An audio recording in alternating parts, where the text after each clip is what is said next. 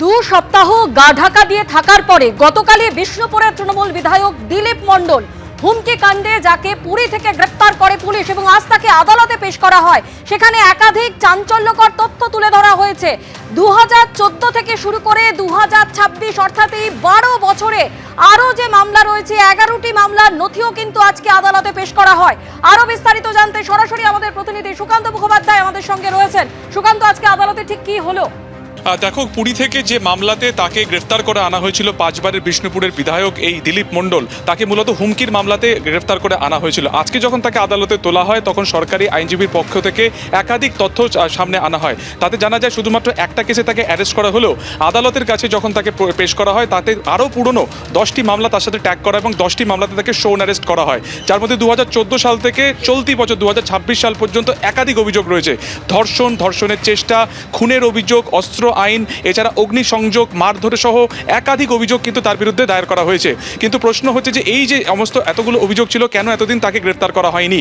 ঠিক এখানেই সরকারি আইনজীবী দুটি কথা বলেন। এক হচ্ছে ইনফ্লুয়েন্সিয়াল, প্রভাবশালী তত্ত্ব, এবং দ্বিতীয়টা হচ্ছে যে নটোরিয়াস ক্রিমিনাল, যে শব্দবন্ধ ব্যবহার করা হয় সরকারি আইনজীবীর তরফে, কুখ্যাত অপরাধী হিসেবে চিহ্নিত করা হয় এই দিলীপ মণ্ডলকে। এবং সেই পরিপ্রেক্ষিতে যে কেসে তাকে গ্রেফতার করা হয়েছে অর্থাৎ হুমকির অভিযোগ, যে কেসে তিনি পালিয়ে গিয়েছিলেন 14 মের পর থেকে, দীর্ঘদিন তিনি গা ঢাকা দিয়েছিলেন, সেই কেসে বা সেই মামলাতে তাকে 14 দিনের জেল কাস্টাডি দেওয়া হয়েছে। এছাড়া তার বাকি যে কেসগুলো রয়েছে তার মধ্যে একটি কেস বাদ দিয়ে, যেটি হচ্ছে 2026 সালের ধর্ষণের মামলা, সেই মামলাটি থেকে তাকে 7 জুন পর্যন্ত পুলিশ কাস্টাডি দেওয়া হয়েছে এবং বাকি প্রত্যেকটা মামলাতে তাকে কিন্তু 14 দিনের জেল হেফাজতি দেওয়া হয়েছে। কিন্তু যেহেতু একটি কেসে অর্থাৎ ধর্ষণের মামলাতে তাকে 7 জুন পর্যন্ত পুলিশ হেফাজতের নির্দেশ দেওয়া হয়েছে, সেই কারণে তাকে লক আপ থেকে সরাসরি বিষ্ণুপুর থানাতে নিয়ে যাওয়া হবে এবং তাকে সেখানে জিজ্ঞাসাবাদ করা হবে। এবং এই ধর্ষণের মামলার পরিপ্রেক্ষিতে যিনি অভিযোগকারী ছিলেন, পরবর্তী সময় তার বয়ান রেকর্ড করা হবে, কেন সেই সময় আর কারা তারা সেই সময় তাকে সাহায্য করেছিল বা কারা সেই সময় ঘটনাস্থলে ছিল, সেটাও কিন্তু জানা হবে এই দিলীপ মণ্ডলের কাছ থেকে। তোমাকে একবার দেখাবো, এই হচ্ছে লক আপ। কিছুক্ষণের মধ্যে দিলীপ মণ্ডলকে এখান থেকে বের করা হবে। আজকে সকাল 7টা নাগাদ তাকে এখানে আনা হয় এবং তারপরে বিকেল 4টে নাগাদ চিফ জুডিশিয়াল ম্যাজিস্ট্রেটের কোর্টে এই মামলার শুনানি শুরু হয়, যেখানে তার আইনজীবীর তরফে বলা হয় যে কেস ডায়েরির সাথে এফআইআর কোনো মিল নেই এবং তাকে যখন গ্রেফতার করা তার কাছ থেকে কোনো কিছু সিজ করা হয়নি। এরপরে তার জামিনের আবেদন করা হয়, যদিও সরকারি আইনজীবী জামিনের বিরোধিতা করে প্রত্যেকটি কেসের ক্ষেত্রে তার কাস্টাডি চায়। 11টা কেসের মধ্যে, আবারও তোমাকে জানাবো, 11টা কেসের মধ্যে 10টি কেসে তাকে জেল হেফাজতের নির্দেশ দেওয়া হয়েছে 14 দিন করে, এবং একটি কেসে ধর্ষণের মামলাতে তাকে পুলিশ হেফাজতের নির্দেশ দেওয়া হয়েছে আগামী 7ই জুন পর্যন্ত। সুকান্ত, তুমি আমাদের সঙ্গে থাকো।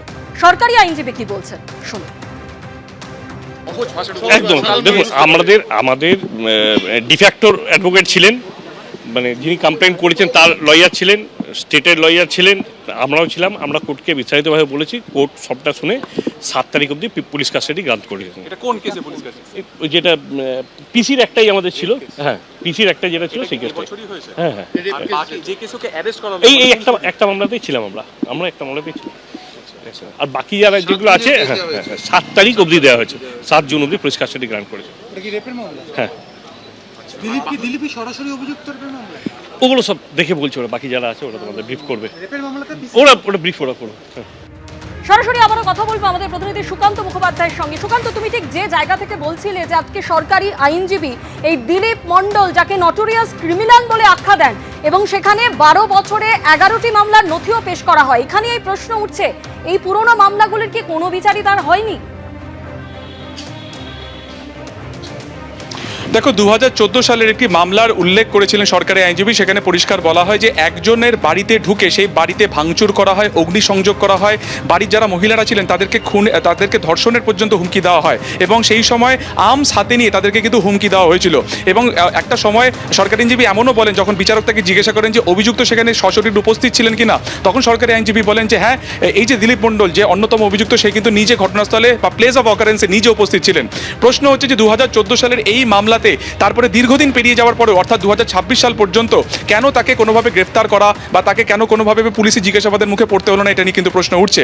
এবং 2026 সালে যখন একের পর এক কেস তার এগেনস্টে হয়, সবটাই কিন্তু হয়েছিল এই ফল প্রকাশের পর থেকে। তাই স্বাভাবিকভাবে প্রশ্ন উঠছে যে পুলিশের ভূমিকা নিয়ে প্রশ্ন উঠছে যে 2014 সালে এই কেসে যেখানে নিজে ঘটনাস্থলে উপস্থিত ছিলেন এবং তার হুমকির জেরে গোটা পরিবার পালিয়ে গিয়েছিল এলাকা থেকে, তখন কেন তাকে গ্রেফতার করা হলো না? এবং দুটি শব্দবন্ধ, এক নটোরিয়াস ক্রিমিনাল অর্থাৎ কুখ্যাত অপরাধী, এবং দ্বিতীয়ত হচ্ছে প্রভাবশালী 5 বারের বিধায়ক বিষ্ণুপুরের এই দিলীপ মণ্ডল। এছাড়া তিনি পরিবহন দপ্তরের প্রতিমন্ত্রী ছিলেন। স্বাভাবিকভাবে তার প্রভাব প্রতিপত্তি কতটা সেটা বোঝানোর জন্য কিন্তু বারবার সরকারি আইনজীবী সৌরিন ঘোষালের তরফে আদালতে এই দুটো শব্দবন্ধনী ব্যবহার করা হয় এবং এই 11টা মামলার মধ্যে ধর্ষণের মামলাতে, যেটা 2026 সালে রুজু হয়েছিল, সেই মামলাতে তাকে 7 জুন পর্যন্ত পুলিশ কাস্টাডি দেওয়া হয়েছে এবং বাকি 10টা মামলাতে 14 দিন করে তাকে কিন্তু জেল হেফাজতের নির্দেশ দেওয়া হয়েছে।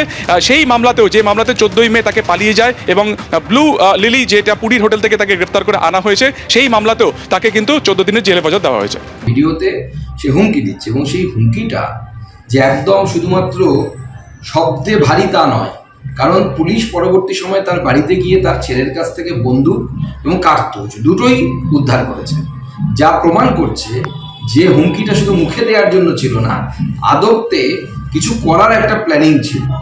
অতএব এই ধরনের অপরাধীদেরকে ছেড়ে গ্রেপ্তারই করা উচিত, সে বিধায়ক হলেও তাকে গ্রেপ্তার করা উচিত। এর যুব তৃণমূল নেতার কোমরে দড়ি, হাফ প্যান্ট পরিয়ে রাস্তায় ঘোরালো পুলিশ। কাঁচরাপাড়ার ছবি দেখতে পাচ্ছেন। কাঁচরাপাড়ার যুব তৃণমূল নেতা অভিজিৎ রায়কে কোমরে দড়ি পরিয়ে ঘোরালো পুলিশ। যুব তৃণমূল নেতাকে দেখে চোর চোর স্লোগান দেন স্থানীয়রা। ভোট পরবর্তী সন্ত্রাস, তোলাবাজির অভিযোগে আগেই গ্রেপ্তার করা হয়েছিল অভিজিৎ রায়কে। দেখতে পাচ্ছেন সেই ছবি একেবারে এলাকায়। এই অভিজিৎ রায়কে কোমরে দড়ি, হাফ প্যান্ট পরিয়ে এলাকা ঘুরিয়েছে পুলিশ। একেবারে কড়া বার্তা দিচ্ছে পুলিশ।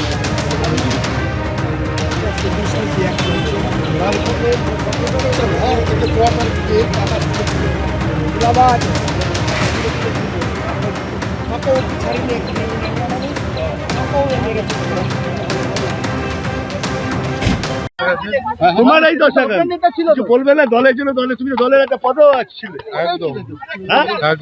কোন পদে আছো? যুব সভাপতি। যুব সভাপতি কোন দলে? তৃণমূল কংগ্রেস। হ্যাঁ, তৃণমূল কংগ্রেস। এই দশা কেন? এই দশা কেন? আজকে তোমাকে হাফ প্যান্ট পরেছেন, কোমরে দড়ি, মানুষ অতিষ্ঠ, পিছনে চোর স্লোগান। হ্যাঁ বলো, আক্ষেপটা বলো। হ্যাঁ, আরে আক্ষেপটা বলো না। হ্যাঁ, দলের কর্মীরা কোথায়? তোমার দলের যারা নেতা তারা কোথায়?